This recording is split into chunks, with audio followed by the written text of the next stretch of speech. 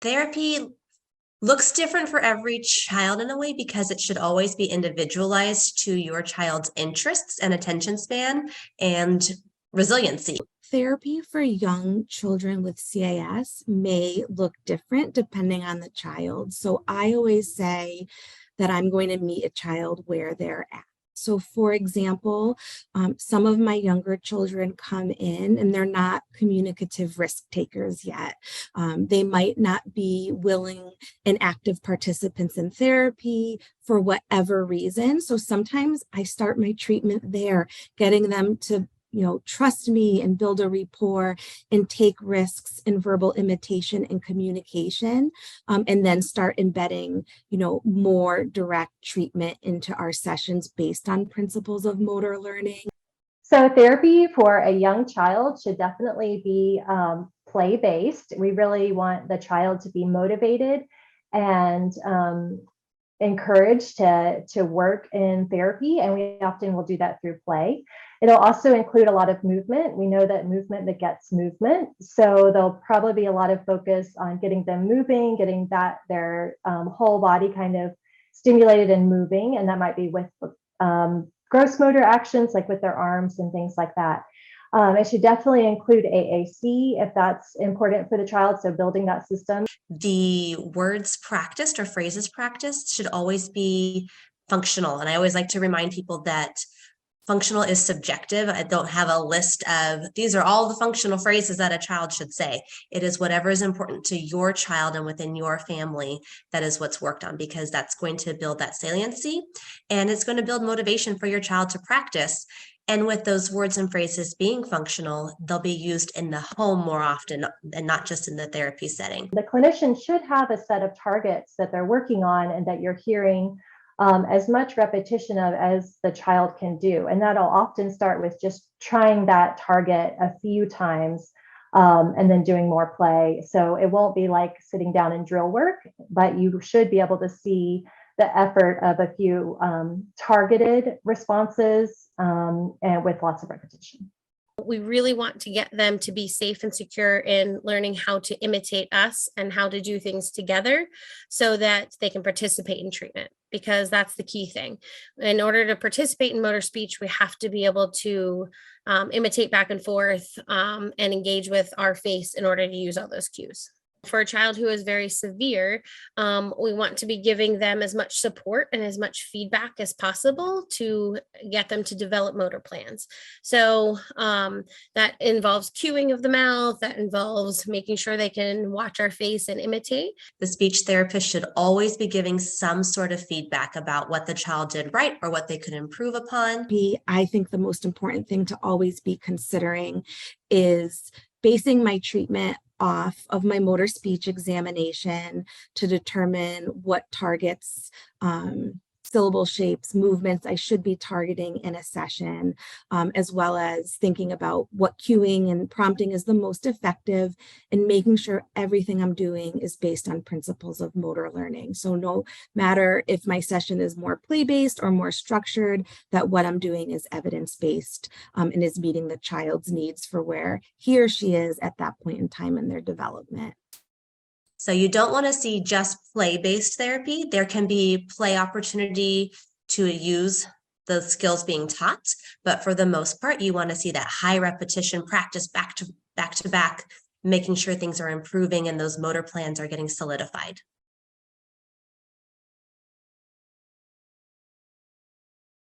Therapy for an older child will depend on the level of severity. If you have an older child who still has a reduced sound repertoire or vocabulary, you're going to see more of that dynamic, temporal, and tactile cueing, the DTTC, that we're becoming more and more familiar with. You'll see a lot of that high repetition of a small set of target words and phrases. If you have an older child who is more severe, you're probably going to still be working on more simple syllable shapes. You might be using dynamic, tactile, temporal cueing, DTTC, as kind of the basis in supporting that that speech development. If you have an older child whose language has really developed and those sounds are really coming in and the plans are there, and you just have those residual errors, you still want to see those use of principles of motor learning. So there'll be the high repetition, using the feedback, and being very specific about how we're going about it.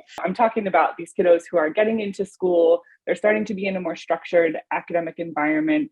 And by the time kiddos with CAS are reaching that age, I like to add as much structure as I can into their speech therapy sessions as well. So this is the time where, as much as I can, as long as I can keep it fun and engaging, I try to make speech a little bit more business-like for them. I like them to know when we're working on our speech movements and our targets really explicitly. So sometimes I'll use a timer to let them know when that time is coming, or we'll have really specific times of our session when we're doing the fun stuff, and then really specific times of our session when we're doing our work on our words, and they know that's what we're doing.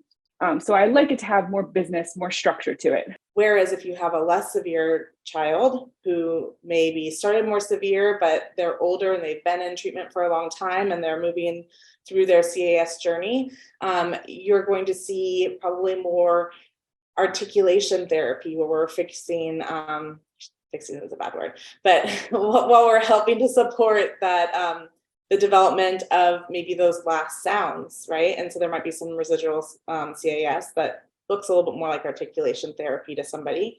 But you might see different types of therapies built in, like phonological therapies or articulation therapies, because we know that the motor system changes over time, and we want to accommodate that by providing the correct treatment, but also keeping in mind that underlying it all, there is this motor challenge. So we want to make sure that we're following those principles of motor learning. So here you might see a little bit more traditional therapy where we're reading books or we're playing games. We're getting the high repetition, but we're doing it in a little bit more natural of a context and making sure that we're incorporating all of the different deficits that your child may have. You might be seeing your child do something with nonsense words. So we're really focusing on those multisyllabics in the context of rest therapy. I also think that at that age, for a lot of kids who are accessing speech therapy, it's time for them to be engaged in very high repetition. So we're expecting that in a session, the time that we spend in the room is filled with the really long periods of structured work on our words. And less time with games and play and those reward periods. They have to be there, and kids need to stay engaged and motivated, but we want them to spend a lot of time on that motor work that helps their speech get better. The therapy should also still be really motivating for the child. So it definitely should still be some fun activities, and should also still be including AAC if the child's using AAC. And it should definitely include the multisensory cueing that the child needs to be successful with producing those speech targets. It really is going to depend on, where your older child is in their journey of CAS.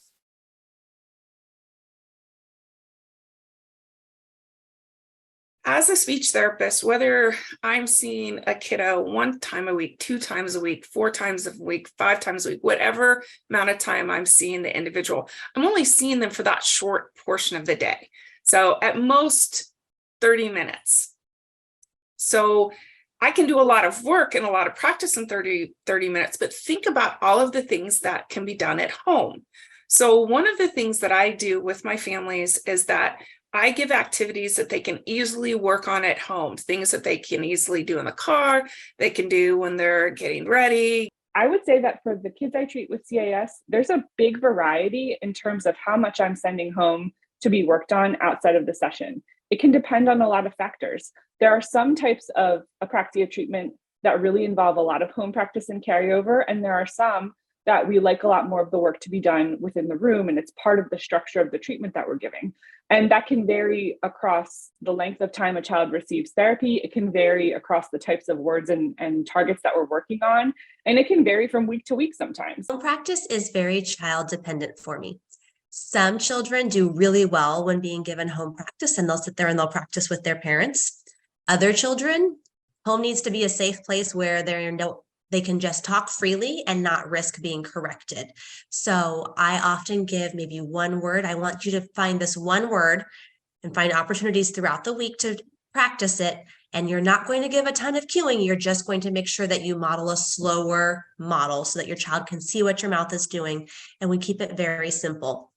How much should we be working at home on our child? That's a conversation that we want to really have actively with our therapist throughout the treatment and at really specific time periods that we plan. So I always want to know, am I working at home? Why and how much? And be checking in with my therapist about that. One of the things that I do with my families is that I give activities that they can easily work on at home, things that they can easily do in the car, they can do when they're getting ready, ready for the day, getting ready for bath time. Your job is to show them this is where you're going to practice this word. Here's a little bit of hints about how to do it, and then we'll move on. And then your therapist might give you more specific or more detailed homework as the relationship develops and as those motor plans grow.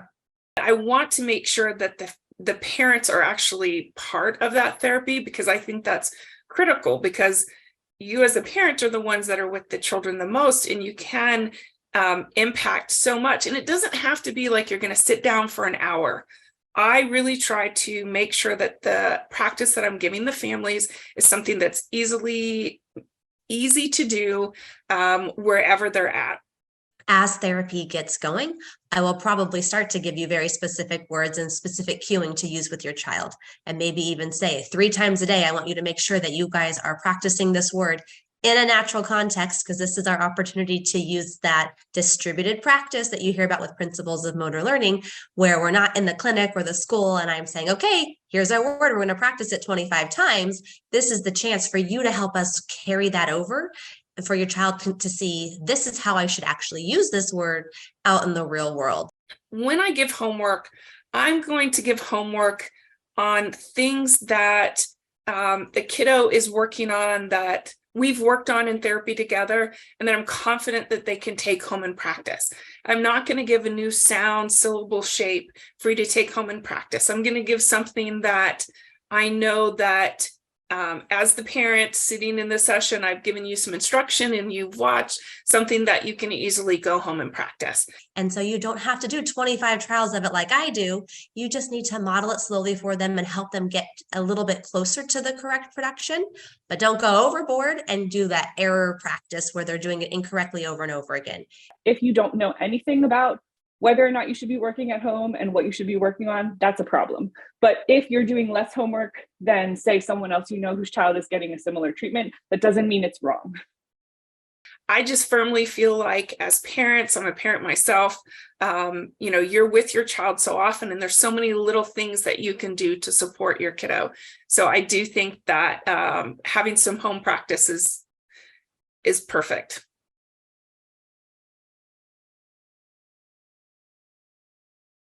You know your child best, and our main goal outside of the home is to build that courage and that desire to try to communicate. It's going to depend on where your child is in their treatment, and also kind of what your SLP is asking of you as well. In terms of how much speech therapy practice should be going on outside of therapy, that's going to be a really individual story, dependent on your family and your child and their needs. For some families, it's going to be extremely beneficial to involve a lot of home practice every day across different times of the day. And for some families, it's going to be important for that child to be a kid and have fun at home with their family and spend more of their time in session doing their hard practice and speech work. Some families are amazing therapist families, and we might ask a little bit more of you. Some families might be super busy, or they might feel uncomfortable doing the therapy pieces of it. And so you might not have as much, and that's okay. We're all different. I have speech kids at my house, and I don't do a lot of homework with them, and that's just because there's a lot on my plate. And so we all are in different places. If you are practicing too much, we might see that desire to communicate and to try start to decrease. And that's when we know we need to back off. So I would talk with your SLP and see what your SLP is looking for. This should be an open and ongoing conversation with your speech therapist so that you feel comfortable with how much home practice you're doing and what it is, and you know what you should be working on, and so that they feel comfortable that that's the appropriate amount for your child's therapy plan. So you don't need to do a ton of practice. I have some families that always want to sit down. I'm going to do 30-minute speech therapy session every day. That is way too much. And that's not natural. I want you just to build it in throughout the day. They're in the bath. Let's work on water. They are hungry. Let's work on eat, or hungry or thirsty or drink. Whatever those target words are, you can build it into a daily routine, because again, those words and phrases should be functional and things that will be used daily. So find those natural moments and don't overdo it. Keep it simple. One of my favorite things is to give like a brag book home, like a binder. So that way when kids master something here, we can put it in a sheet protector, send it home, and the families know that everything in this binder is great for us to work on. In our clinic specifically, if it's somebody that I'm doing telehealth with, the family is right there doing the speech with me. And so we can kind of talk throughout it about ways that they can support for that week.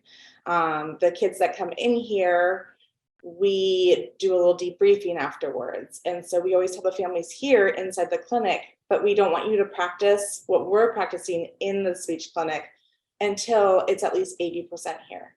And when we're at 80%, then we're going to say, hey, you keep doing what we've been doing. You do positive practice, you generalize this out and start raising the bar of expectation for your child at home, while we move to more complex syllable shapes or utterances within the clinic. So that way any frustration happens here. That way if there's any negative practice, we know how to kind of fine tune and get that child doing the right motor path. We want home to be non-frustrational. And while we don't want the clinic to be frustrational, we want the kids to know that they can try and be supported in a safe manner here, where they are still doing their speech development. Wow, that was such great information about what therapy should look like, and home practice tips for children with CAS who are at different severity levels. Thank you to our bootcamp graduate SLPs for providing information for families as they navigate the therapy process. If you would like to learn more detailed information on therapy for CAS, please visit our parent portal. Scan this QR code to see a video of therapy with a young child, watch a webinar about the critical principles of motor learning, which our SLPs referenced, or to find our CAS 101 video for caregivers all about treatment. We also have information in our parent portal about home practice. Scan this QR code to read an article and watch a video to learn a variety of ways to practice therapy targets at home. Through our parent portal and videos like this, Apraxia Kids is giving hope by providing information and education to support families throughout their apraxia journey, from diagnosis to therapy and beyond. Thank you so much for watching.